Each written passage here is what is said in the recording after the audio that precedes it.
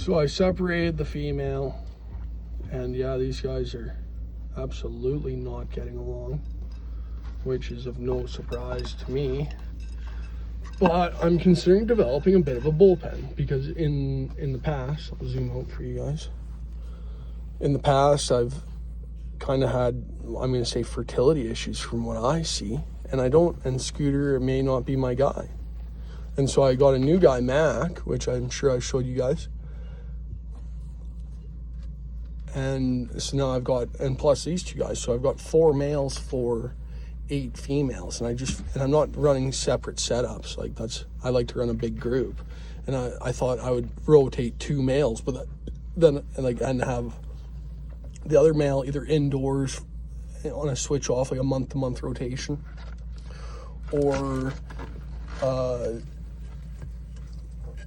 maybe a little separate garden piece again, which I've done in the past. And I've tried making a bullpen just for a spare male, or to just keep Scooter away from the gal so they can relax, because sometimes they need to relax to lay eggs, it seems.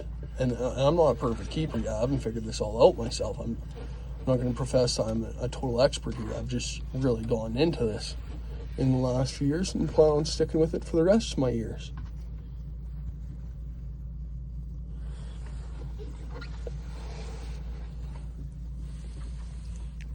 So yeah, these two, they'll be busy.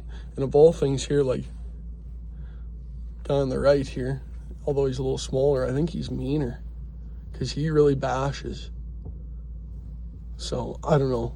I'm going to run this bullpen. These guys can kind of do whatever they want.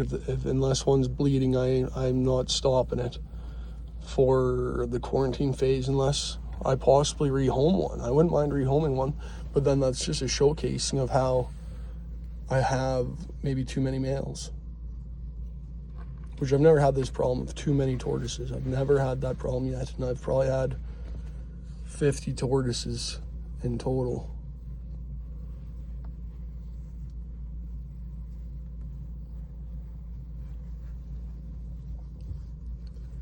Yeah, they're busy, but at least the gal gets to relax. If these guys don't, I really just don't care at this point, because this life is still better than a lot of their previous lives, in my opinion. And if you disagree, that's fine. And at least I can say I'm trying to offer better. And, well, I could actually do a partition across here.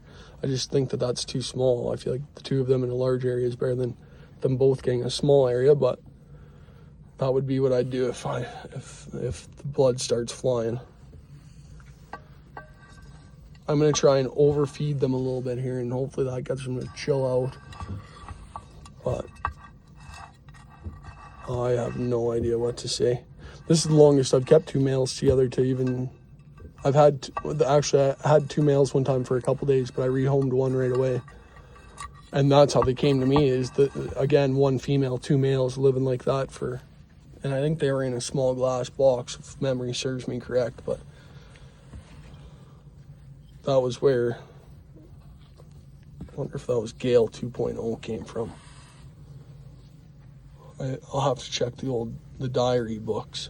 But yeah, these guys are busy. Don't, like, if you're questioning getting a tortoise, you really should, because they are up to something at all times.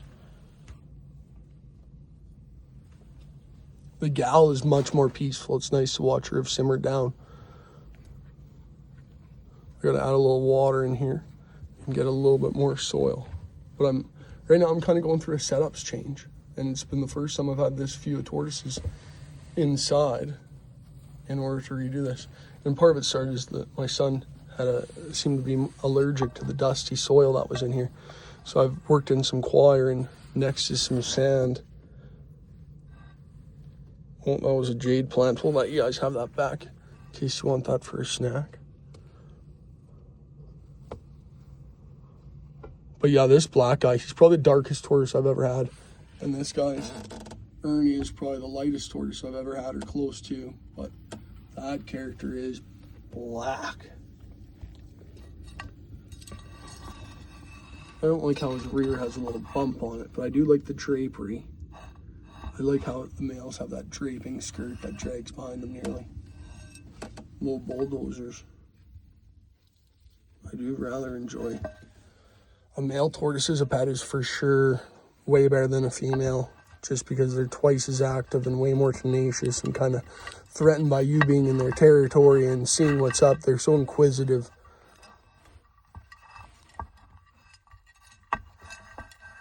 But these two dummies, I don't know. They're obviously not going to get along. But I haven't seen very much biting, which is nice. So we'll see what happens here. We're going to try and let her fly. See, I don't like how that guy's domed up so kind of weird. And like that is a heavy growth line. Oh, yeah, we're making friends here. How you doing, bud? It's literally always something with this character. This light guy is pretty lively. I didn't post him, so I wouldn't mind. He's pretty smooth. And I do like a good smooth tortoise. So I don't know, 3 males to 8 females is not bad. I'd like to have 9 females is my idea. 9 females, 3 males would be pretty cool, I think.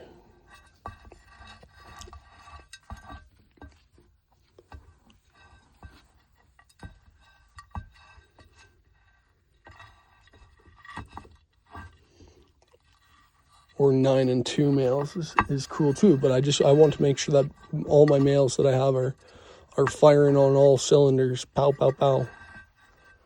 These guys appear to be, my goodness. A big thing to watch with males, especially if they're MBD characters like severe pyramiding, light bone density. So a lot of times you'll see them with broken, crooked tails. Like it'll snap off at the horn there. How you can tell it's males. Look at that indentation for it to be able to climb up on the gal. Big indentation right here. Like you could hold a bowl of soup in there. And giant hooping tail. And then I feel like on both of them like this, you'll see how that's that A-frame. It drapes outwards. These draping lines here. Where a female looks more like a house hippo. She has a cute little hippo tail.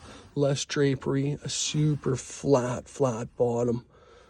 On her plastron. Super flat. And more of a peanutty shape than that A-frame is the ultimate difference if you're looking at tortoises.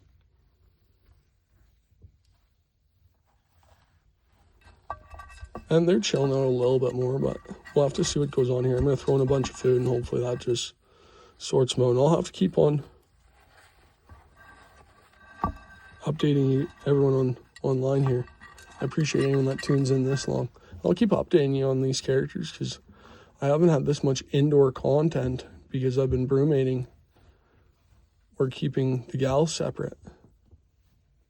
And I didn't have this many as this year either is another thing. This is the year I've gotten the largest group together of gals.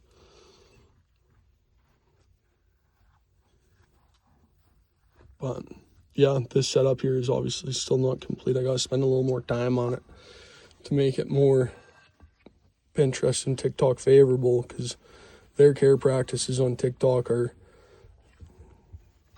Oriental humans that keep their tortoises in tiny glass boxes without even soil, or girls named Chelsea that dress their tortoise up and crap like that and never let see a garden. They just let walk around the house. That's just not my style. To me, I want to treat these characters as if, kind of like how people have bison. Almost hands off. You let them be them. Bison is probably the good answer for it because you don't load up bison into a trailer. They decide to load up. You don't sort them in a corral. Good luck.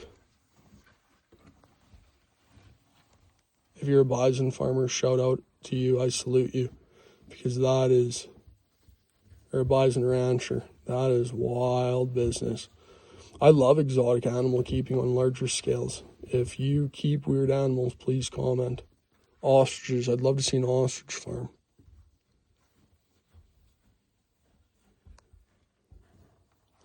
Or lots of goats. I love me a good goat. My grandpa used to have a goat, old Stinky. He'd throw it up on top of their old mud house and let him trim the weeds.